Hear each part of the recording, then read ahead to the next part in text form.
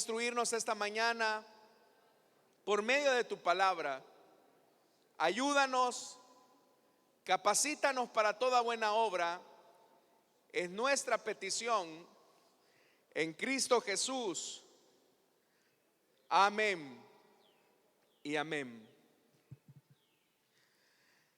Vamos a abrir la Biblia, hermanos. Lo vamos a hacer en el libro de Génesis, capítulo número 3. Génesis, capítulo número 3. Vamos a leer a partir del versículo número 8. Si lo tienen, dicen amén. Génesis, capítulo 3, versículo número 8. La palabra de Dios nos dice: cuando el día comenzó a refrescar, oyeron el hombre y la mujer que Dios andaba recorriendo el jardín. Entonces corrieron a esconderse entre los árboles para que Dios no los viera. Pero Dios el Señor llamó al hombre y le dijo: ¿dónde estás? El hombre contestó: escuché que andabas por el jardín y tuve miedo porque estoy desnudo, por eso me escondí. ¿Y quién te ha dicho que estás desnudo?, le preguntó Dios. ¿Acaso has comido del fruto del árbol que yo te prohibí comer? Amén. Hasta ahí dejamos la lectura. Hermanos, tengan la bondad de sentarse, por favor, esta mañana. El domingo de la semana pasada iniciamos una serie, hermanos, que hemos titulado Emociones Tóxicas. Y comenzamos con la primera emoción, que es el de la culpa. En esta ocasión, hermanos, quiero hablar de una segunda emoción que se puede convertir en una emoción tóxica si no aprendemos a manejarla, y es la emoción de la vergüenza.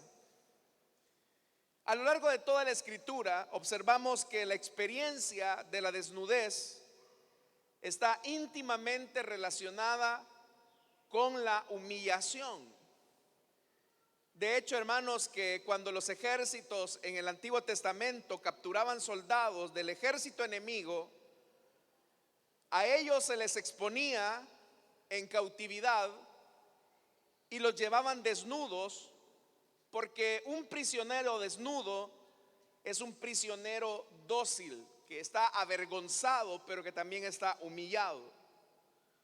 Una vez que el ejército vencedor ha despojado de sus ropas al ejército derrotado, con esa acción de dejarlo desnudo les quita la dignidad y lo reducen a una condición de mucha impotencia. Y eso, de hecho, que era la práctica en el Antiguo Testamento. Incluso en el Nuevo Testamento, los romanos, cuando crucificaban a una persona, lo hacían desnuda, porque era una forma de humillarlos y avergonzarlos en público. Ese hecho de colocar a una persona al desnudo o al descubierto, en realidad era un espectáculo público ante los ojos de aquellos que hacían de esas personas humilladas un objeto de burla.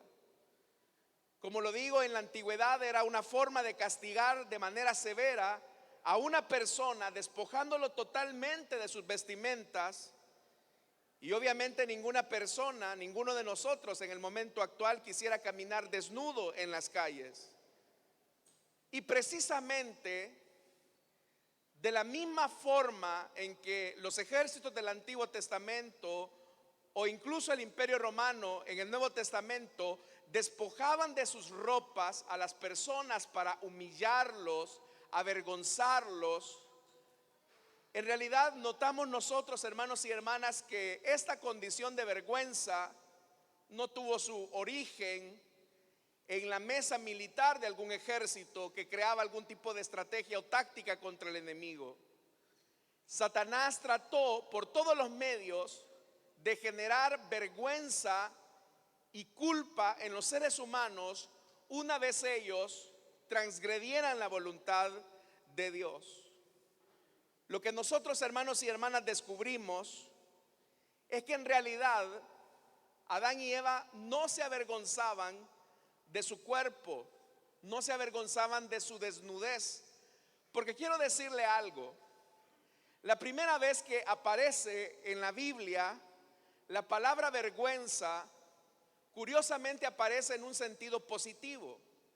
De hecho, que en el capítulo número 2 del libro de Génesis, en el versículo 25, se nos dice que el hombre y la mujer estaban desnudos, pero ninguno de ellos sentía vergüenza. Pero en el pasaje que ahora hemos leído nuevamente, la vergüenza ha secuestrado la desnudez del hombre. Entonces, cuando los hombres se sienten descubiertos, cuando los hombres se sienten avergonzados, la Biblia dice que ellos trataron la manera de ocultarse tejiendo una especie de prenda de hojas de higuera. Pero en realidad, hermanos y hermanas, piense por un momento en esto. ¿Qué era lo que Adán y Eva estaban escondiendo? No era su cuerpo, porque en realidad ellos habían estado desnudos. Y es más, como ya se los mencioné, la primera vez que aparece la palabra vergüenza en la Biblia, aparece en un aspecto positivo. Dice que Adán y Eva estaban desnudos y no sentían vergüenza de estar desnudos. En realidad lo que ellos estaban ocultando era su vergüenza, era lo que ellos habían hecho. Por eso es que la frase del Señor, ¿dónde estás, Adán? ¿Dónde estás? Es una pregunta que los coloca frente a la condición del peso de la culpa que ahora está generando vergüenza. Antes, hermanos y hermanas, de la caída, el ser humano no tenía nada que ocultar y por lo tanto podía ser transparente delante de la presencia de Dios. Y es que precisamente es ahí, hermanos y hermanas, el origen de la vergüenza comienza precisamente cuando el hombre comienza a rebelarse en contra de Dios y toma la iniciativa de volverse autónomo, independiente, y cuando comienza a salir de la jurisdicción de Dios. Mientras Adán y Eva estaban bajo la autoridad de Dios, ellos no sentían vergüenza, ellos no conocían ese sentimiento, esa sensación. Es más, el hombre y la mujer se veían desnudos el uno al otro y la Biblia dice claramente que no se avergonzaban, pero fue buscando su autonomía, su independencia, salir del control de la jurisdicción de Dios. Cuando se produce la desobediencia genera culpa, y como lo dijimos la semana pasada, la culpa es el sentimiento de acusación por lo que hemos hecho. Pero la vergüenza tiene un elemento característico, y es que la vergüenza se vincula directamente con nuestra identidad. El versículo 7, aunque no lo leímos, dice la Biblia que cuando ellos desobedecieron, se les abrieron los ojos y tomaron conciencia de su desnudez. Y por lo tanto ellos comenzaron a cubrirse entretejiendo hojas de higuera. Note eso, tomaron conciencia de su desnudez. Había algo que los avergonzaba. Entonces, entre Génesis capítulo 2 y Génesis capítulo 3 encontramos, hermanos y hermanas, un punto donde la desnudez no produce vergüenza, pero otro momento en el que sí produce ese sentimiento. Significa entonces que la vergüenza es un sentimiento o una consecuencia del pecado. Antes el ser humano no sentía vergüenza. Entonces, ¿qué es la vergüenza? Fíjese que la vergüenza es un estado persistente que nos hace sentirnos inadecuados, indignos, que somos personas defectuosas y que por lo tanto no podemos tener conexión e intimidad con otra persona. antes de caer, Adán y Eva, la Biblia dice que ellos estaban desnudos y ellos tenían conexión, ellos tenían intimidad. Porque mientras estaban bajo el control de Dios, bajo el gobierno de Dios, ellos podían conectarse como pareja. Pero cuando el pecado entró a su corazón y ellos se rebelaron en contra de Dios, la vergüenza comenzó a secuestrar la voluntad del hombre, al punto que esa vergüenza les impidió conectarse con la persona más cercana, que era su cónyuge. ¿Cuántas personas hoy en día, a pesar de que tienen relaciones significativas, como por ejemplo matrimonio, padres e hijos, no logran conectarse con la otra persona? ¿Cuántos hijos, por ejemplo, no logran conectarse con su padre y dicen: es que me avergüenza si mi papá se diera cuenta de esto que estoy sintiendo, de esto que estoy pensando? Y la vergüenza nos restringe de conectarnos con otra persona. También, hermanos y hermanas, en el matrimonio, cuando la vergüenza toma el control de todas nuestras emociones, de nuestra conciencia y de nuestra voluntad, eso no nos permite conectarnos con nuestro esposo o con nuestra esposa. Porque la vergüenza se relaciona con nuestra identidad. Fíjese esto, hermano y hermana. La vergüenza no solo tiene que ver con quién yo no soy. La vergüenza no solamente tiene que ver con lo que yo no soy, sino con lo que quisiera ser pero no puedo. Me gustaría saber, me gustaría conocer al otro, me gustaría relacionarme con otra persona, pero en realidad me doy cuenta que si las personas descubrieran quién soy yo en realidad, si las personas se dieran cuenta de lo que hay dentro de mí, a lo mejor se avergonzarían de mí y no quisieran tener comunión conmigo, relación conmigo. Así que lo que hago mejor es tejer hojas de higuera para cubrir mi vergüenza, y así no me expongo al peligro del rechazo. Eso precisamente, hermanos y hermanas, es lo que hace la vergüenza. La vergüenza nos roba identidad, pero también la vergüenza nos roba conexión con otras personas. La vergüenza nos roba intimidad con otras personas. Porque nosotros pensamos: soy inadecuado, soy indigno. Si las personas descubren quién soy yo en realidad, me van a rechazar. Y no quiero experimentar eso. ¿Sabe por qué las redes sociales tienen tanto éxito hoy en día? Porque las redes sociales, hermanos, son como esas hojas de higuera con las que las personas cubren su vergüenza. ¿Por qué todos nosotros, al momento de tomarnos una fotografía o de publicar en las redes sociales, tratamos la manera de exponer nuestro mejor rostro? Tratamos la manera de transmitir que tenemos relaciones casi perfectas al estilo de una película. Porque obviamente, hermanos y hermanas, queremos ser aceptados en el mundo cibernético. Y por eso es que las personas son capaces hasta de hacer cualquier tipo de locura con tal de tener la aceptación, porque esa aceptación de alguna manera logra eclipsar el sentimiento de vergüenza. Ya algunos de ustedes entonces se estarán haciendo la pregunta: hermano, ¿y cuál es la diferencia entre la vergüenza y la culpa? La culpa, como lo vimos la semana pasada, tiene que ver con lo que hicimos. La culpa tiene que ver con un hecho. La culpa tiene que ver con la verdad que hubo un límite que cruzamos y por lo tanto somos culpables. Pero la vergüenza, mis estimados hermanos y hermanas, tiene que ver con nuestra identidad más profunda. Tiene que ver con esencia, con lo que somos. Y es acá donde la vergüenza se puede volver en un sentimiento muy tóxico, porque vivir con vergüenza es una carga muy profunda que no podemos vivir o durar mucho tiempo con ella.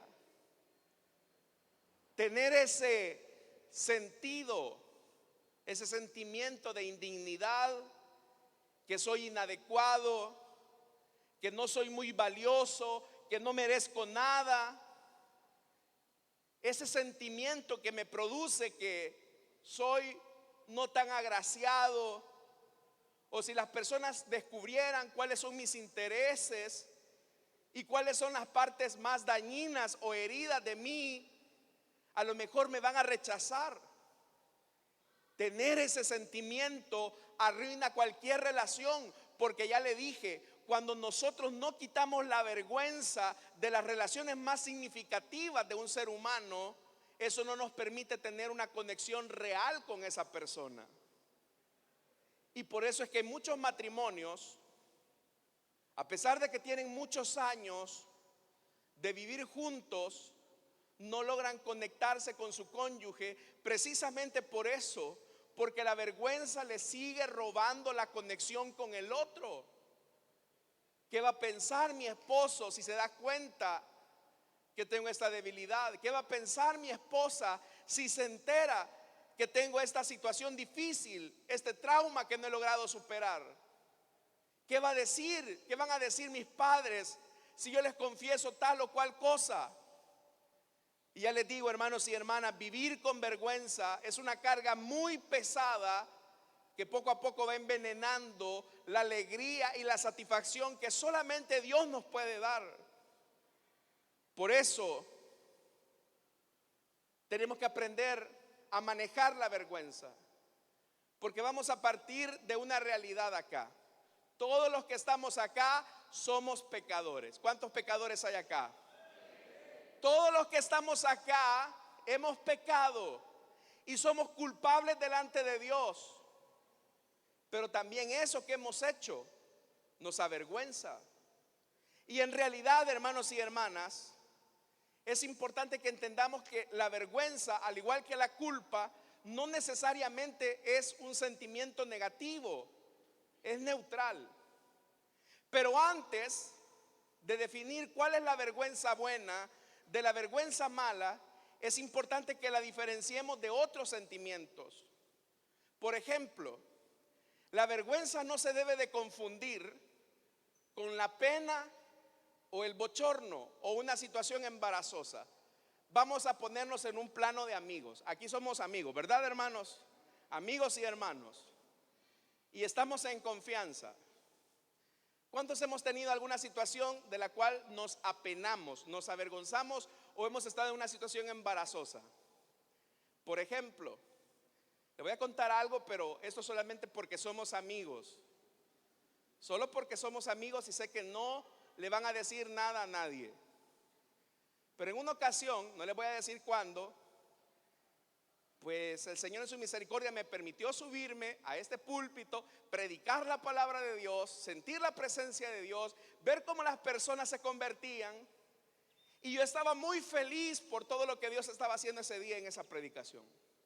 Cuando bajé del púlpito, una hermana muy gentilmente me dijo: hermano, tiene abajo la bragueta, me dijo. El zipper, dicho de otra forma. Me sentí muy avergonzado porque significó que prediqué todo ese culto con el zipper abajo. No se rían, porque a ustedes también les ha pasado. Fíjese esto: toda la bendición que había sentido, de cómo Dios había hablado, de ver las personas llegando a Cristo, de ver cómo el pueblo de Dios fue ministrado, se opacó totalmente por ese sentimiento embarazoso de que había predicado con el zipper abajo. ¿A cuánto les ha pasado algo así? Ay, sí, a ustedes no les pasa nada de eso.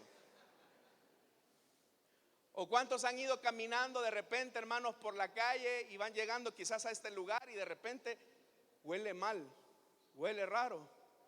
Y usted se fija. ¿A cuánto les ha pasado eso? Ay, no me digan que no les ha pasado, hermanos. Eso es algo bochornoso, eso es algo embarazoso. O vamos a sincerarnos porque somos amigos. ¿A cuántos se les ha roto el pantalón alguna vez? Le voy a contar otra experiencia. Una vez, hermanos, en esas carreras de la mañana, salimos a la tienda con mi esposa en la mañana haciendo algunas cosas. Y cuando llegamos a la tienda, en mi casa yo tengo las pantuflas creo que se dice, y lo que nosotros en el salvadoreño le llamamos las ginas para ir a la ducha, las chancletas, pues, para que me entiendan. Pero ese día salí a la tienda con una pantufla,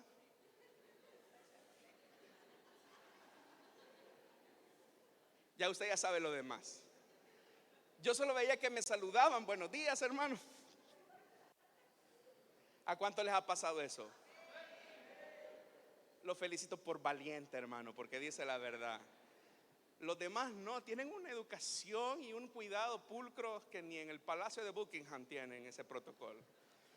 A todos creo que nos ha pasado algo vergonzoso, algo bochornoso, pero eso es algo que es pasajero. O como por ejemplo cuando se nos rompe una camisa o nos damos cuenta de algo. Pero eso es distinto a la vergüenza. La vergüenza, hermanos y hermanas, también no se debe de confundir con la humillación. Porque la humillación es cuando somos expuestos en público por alguien, por algo que no hicimos o por algo que debimos de haber hecho. Cuando de repente un maestro le dice a un estudiante: ¿y por qué no leíste bien? O cuando por ejemplo alguien hace un bochorno en público sobre algo que nosotros no hicimos. Dicen que por ejemplo los jugadores de fútbol, cuando hacen un autogol, ellos por ejemplo experimentan una sensación de humillación porque perciben en el ambiente que son expuestos en público. Pero eso en realidad, hermanos y hermanas, aunque es vergonzoso, no es un sentimiento que se profundice como la vergüenza como tal. Fíjese que en la medida en que la neurociencia va avanzando, se dice que la vergüenza, hermanos y hermanas, infringe el mismo dolor en una persona como un dolor físico.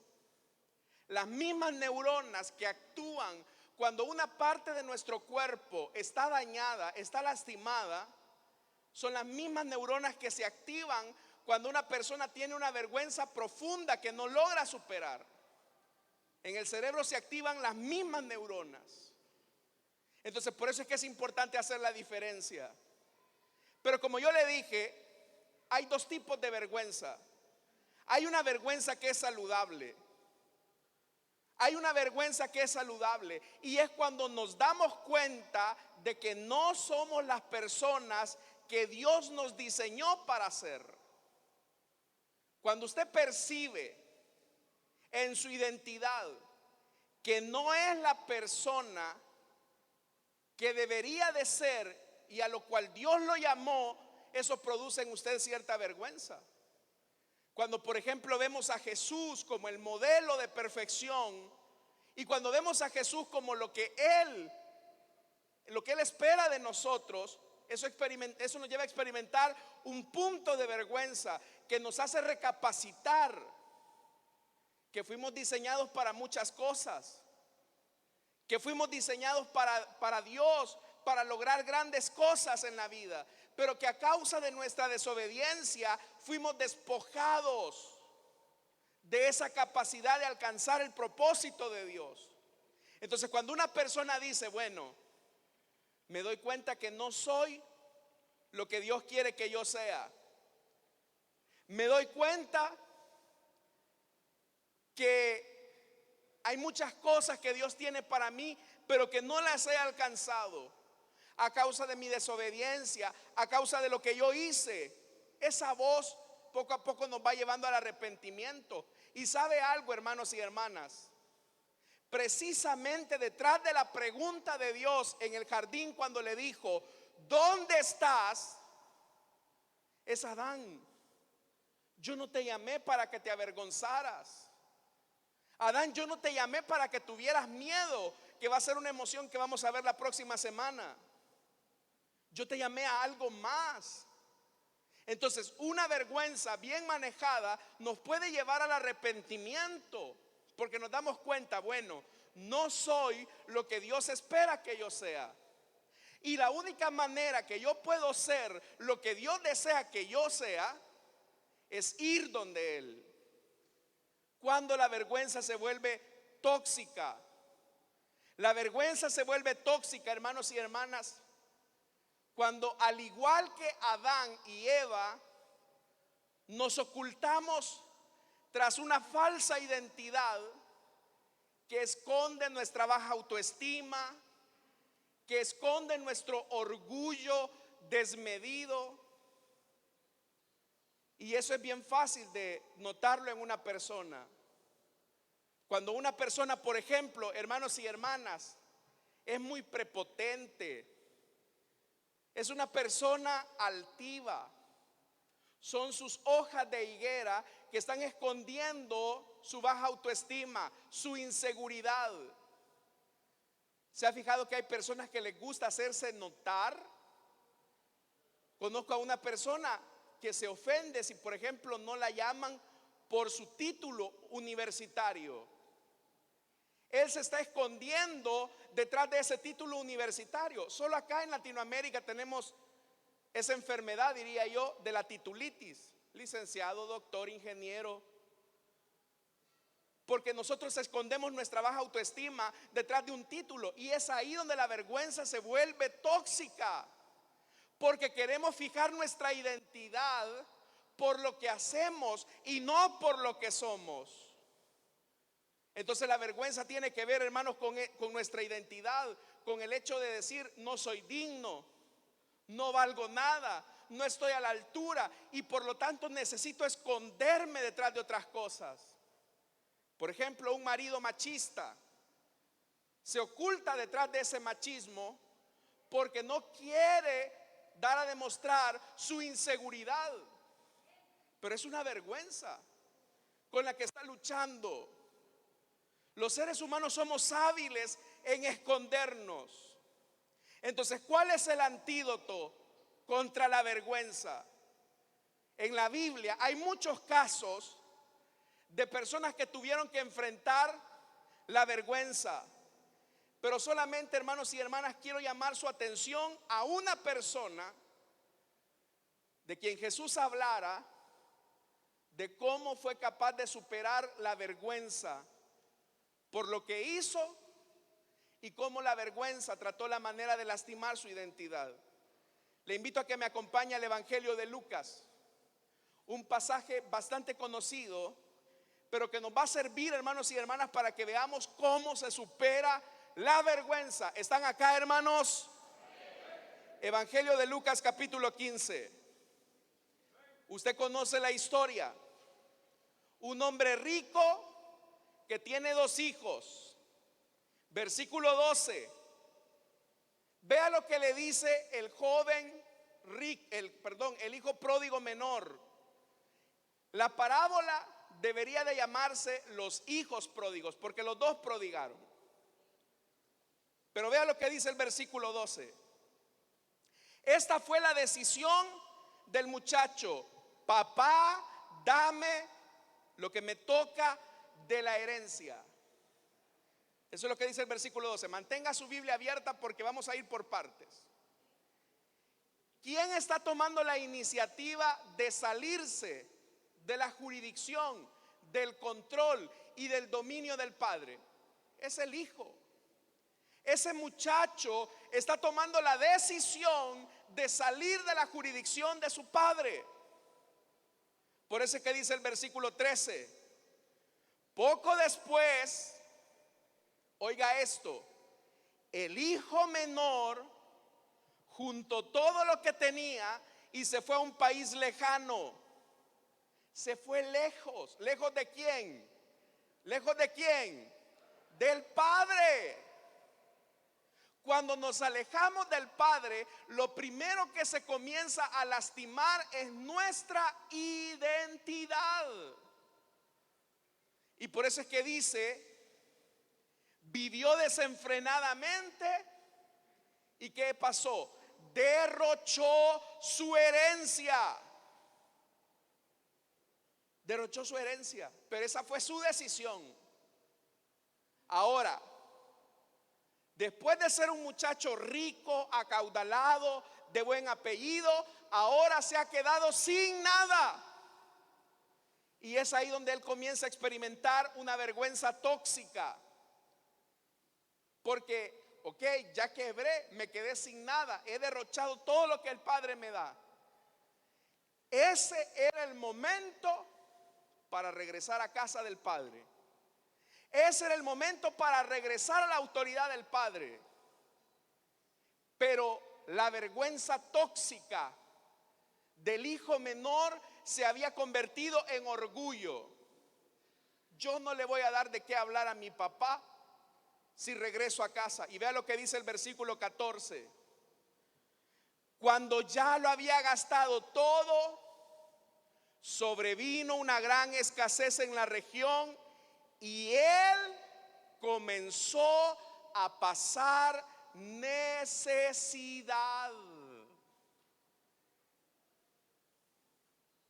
Se estaba sintiendo avergonzado porque ya no tenía nada y estaba pasando gran necesidad. Y yo le aseguro que en más de algún momento el hijo pródigo dijo: tengo que regresar a casa porque no tengo nada. Pero es ahí donde la vergüenza tóxica apareció en forma de orgullo y dijo: no, ¿qué va a decir mi hermano si me ve regresar a casa? ¿Qué van a decir los siervos de mi padre si me ven regresar a casa? O peor aún, ¿qué va a decir mi papá si me ve que regreso? Así que no, lo que voy a hacer es que les voy a demostrar que yo sí puedo vivir solo, que yo sí puedo vivir lejos del Padre. Verso 15, vea lo que dice. Así que fue y consiguió empleo con un ciudadano de aquel país, quien lo mandó a sus campos. ¿A qué lo mandó? A cuidar cerdos. Este hombre, aquel ciudadano, al ponerlo a trabajar con cerdos, estaba lastimando su identidad. Y el alejarse más del Padre profundizó la vergüenza del hijo pródigo, dañó su identidad. Y vea lo que dice el versículo 16. Tanta hambre tenía que hubiera querido llenarse el estómago con la comida que daban a los cerdos, pero aún así nadie le daba nada. Después de ser un hijo, ahora su identidad está lastimada por aquel que lo había colocado a cuidar cerdos. Y es ahí, hermanos y hermanas, donde el hijo pródigo se da cuenta que no era la persona que su padre quería que él fuera. No sabemos cuánto tiempo el hijo pródigo recapacitó para darse cuenta que su vida no había sido diseñada para vivir entre los cerdos y desear su comida. Es ahí donde yo le digo, la vergüenza puede ser en un momento positiva, porque el hijo pródigo se dio cuenta: yo no nací para estar entre cerdos. Yo no nací para estar deseando la comida de estos cerdos. Pero para comenzar a recuperar su identidad y vencer la vergüenza, era necesario volver al Padre. Por eso dice el versículo 17: por fin recapacitó y dijo: ¿cuántos jornaleros de mi padre tienen comida de sobra y yo aquí me muero de hambre? Tengo que volver a mi padre y decirle: papá, he pecado contra el cielo y contra ti, y ya no merezco que me llames tu hijo. Trátame como si fuera uno de tus jornaleros. Pero pasó algo, y con esto voy terminando. Lo que curó la vergüenza del hijo pródigo fue lo que dice el versículo número 20. Todavía estaba lejos cuando el padre lo vio y se compadeció de él. ¿Y qué dice que hizo, hermanos? Salió corriendo a su encuentro. ¿Y qué hizo? Lo abrazó y lo besó. El hijo pródigo olía a cerdo, olía a lodo, pero el padre lo salió corriendo, lo abrazó y lo besó. Ahora yo le pregunto a usted, ¿a quién se abraza y a quién se besa con ese tipo de confianza? Al hijo.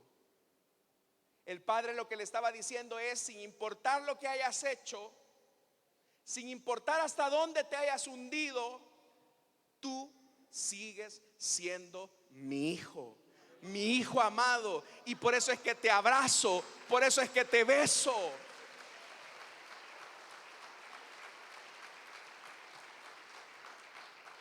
Y dice la Biblia que el padre rápidamente ordenó: traigan la mejor ropa, quítenles los harapos que apestan a cerdo, a lodo, vístanlo, pónganle un anillo en el dedo y sandalia en los pies. Termino esta mañana con ustedes, estimados amigos y hermanos. Por eso es que Satanás trata la manera de ponerte en ti un sentimiento de indignidad. Tú no mereces estar en la iglesia. Para ti no es esto del evangelio. Pero déjame decirte algo: sin importar lo que hayas hecho, tú sigues siendo el hijo amado de Dios, por el que envió Él a su hijo amado a morir en la cruz en tu lugar. Amén, hermanos. Vamos a orar, vamos a cerrar nuestros ojos. Rápidamente esta mañana quiero hacer una invitación para aquellas personas que desean entregarle su vida a Cristo o que desean reconciliarse con el Señor. La vergüenza lastima nuestra identidad, pero el Padre viene a abrazarnos y a besarnos y a recordarnos que somos sus hijos. Si esta mañana hubiera alguna persona que quiera entregarle su vida a Cristo, Dios le bendiga al caballero que pasa. Póngase en pie, ese es el objetivo. No importa lo que hayas hecho, recibe el abrazo del Padre. ¿Hay alguien más que quiera entregarle su vida a Cristo o desea reconciliarse? No luches más con la vergüenza. Tú eres hijo, eres hija de Dios. ¿Hay alguien más que quiera entregarle su vida a Cristo como lo hace esta persona? Póngase en pie, vamos a orar por usted. No puedo alargar mucho este llamado porque el tiempo es mi peor enemigo en estos momentos. ¿Hay alguien más que quiera entregarle su vida a Cristo o desea reconciliarse? Póngase en pie, vamos a orar. Tú eres hijo, eres hija. Tú eres hijo, eres hija.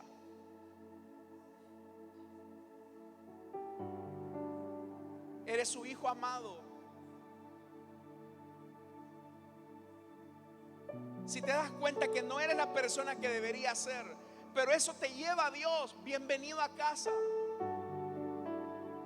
Pero si tu vergüenza te lleva a ocultarte detrás de el orgullo, la arrogancia, te estás lastimando. Estás tejiendo hojas de higuera.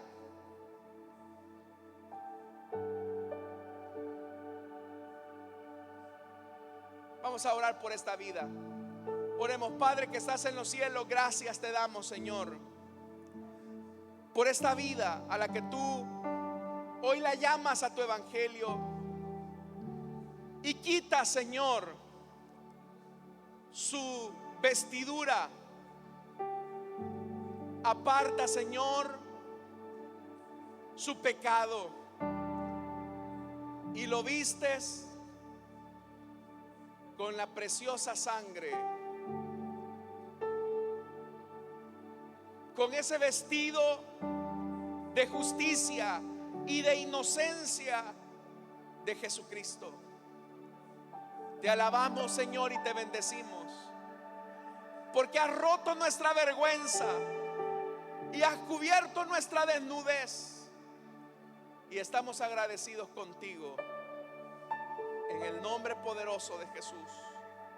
Amén y amén. Amén, hermanos. Le damos la bienvenida a nuestro hermano con un fuerte aplauso. Bienvenido a la familia de Dios. Vamos a orar, hermanos, en esta ocasión por las ofrendas y nuestros diezmos. Pidamos al Señor